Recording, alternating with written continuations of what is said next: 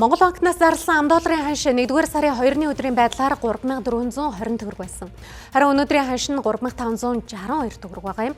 За өөрөөр хэлбэл 3 сар гаруй хугацаанд 142 төгрөгөөр нэмсэн байна.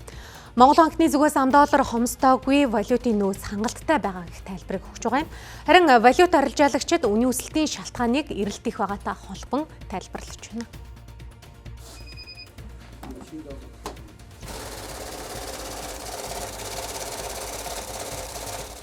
Ер нь нэлээд өндөр биш үү? Нэлээд огцом нэмэгдэж байна. Энэ чинь нэг 80 маягтай л байсан чи одоо бүр 94.5 болчихлоо. Энэ нүүр бас барилгын материалын барилгын салбарын хүн байхгүй. Тэгээ одоо бүх хэмжил янаар яаж байгаа юм чи. Тэгээ одоо авах гээд ирсэн лав 10 хэдэн төгрөг нэмэгдсэн л байна. Нэлээд энэ бол нэлээд хүнд тусч шүү дээ. Барилгын материал зарж байгаа хүмүүс ч гэсэн энэ яаны хэлбэрээс л материал нь зөндөө нэмэгдсэн бэл. Евронууд 4140-оор авлаа би нэг 180 тэгээ 200 евроод авлаа да 100-гийн задгаагаар.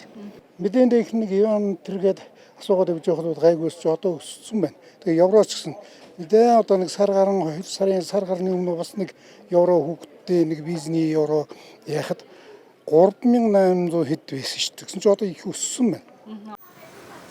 8 шарга валют арилжааны захад банк бус байгууллагын зөвшөөрлөөр 50 гаруй байгууллага үйл ажиллагаа явуулдаг.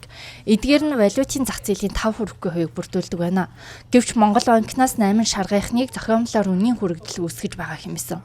Тэгвэл валют арилжаалагчид өөр барь суурьтай байна.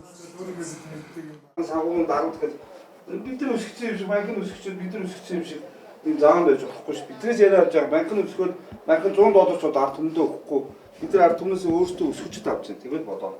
Яг нь хавар болохоор зэрэг энэ барилгын материалын тэгээд босод одоо худалдаа бизнесийн ажил ингээд эхэлдэг. Тэгээд нөгөө эрэлтээс шалтгаалаад жоохон өсөд байгаа.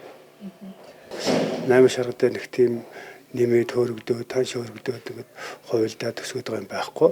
Ерөнхийдөө банкны ханшнаас хараад доох нуур маягтай зарагддаг байхгүй. Тэгээд энэ дээр нэг тийм их зах зээлийг бас ижлээд одоо валютыг тийм өсгөхөр хэмжээнд бол бас тийм юу байхгүй.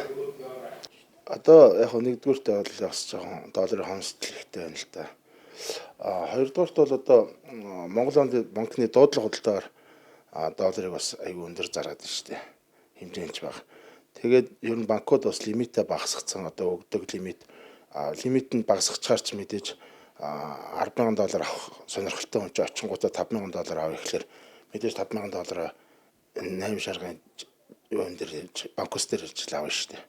Тэгэхээр ер нь хомсдол тэрнээс л үүсэж байгаа болов гэж бодоод байна.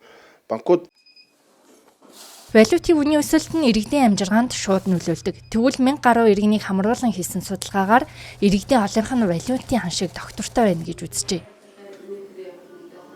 Валютын ханшийн хүлээлтийг бол яг одоогоосоо бол нэг их өснө гэсэн өсөхгүй гэсэн юм хүлээлттэй байна.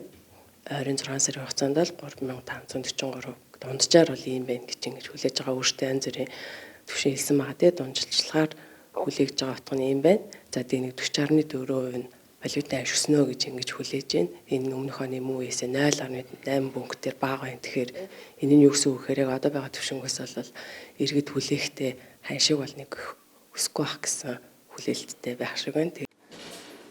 Манай эдийн засаг импортоос ихээхэн хамааралтай импортын өсөлт ялангуяа тоног төхөөрөмж, машин механизм, бараа бүтээгдэхүүний хэрэгцээ нэмэгдэхэд $10 эрэлт өсдөг. Харин экспортын орлого тэр дундаа нүүрс зэсэн экспорт тааруу байгаа үед валютын нийлүүлэлт хязгаарлагддаг. Иймээс ханшийн дарамт үүсэж валютын ханш өсөж байна. Төсөв тесэнтэй холбоотой инфляц 2 оронтой тоонд байгаа нь үндэсний мөнгөнд тэмдэг төгрөгийн худалдаа авах чадварыг бууруулж $10 ханшийг өсгөж байна гэж эдийн засагчид онцолж байна.